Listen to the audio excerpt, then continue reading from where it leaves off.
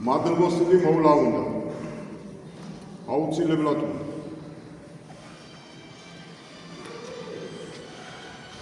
ვარა, მე ვიტყვი რომ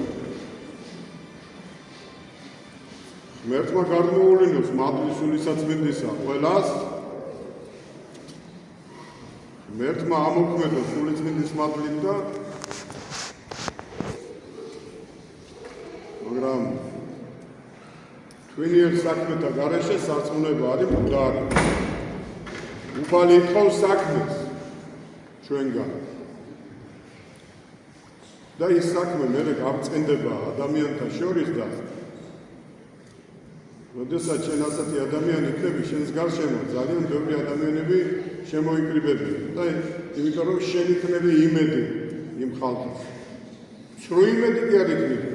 იქნები ნამდვილი იმედი.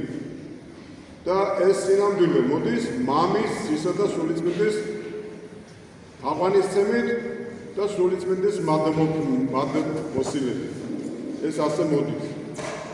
და ეს მოდის რჯულის კანონით, რჯულის დაცვით და ქრისტეს გზაზე სვლით.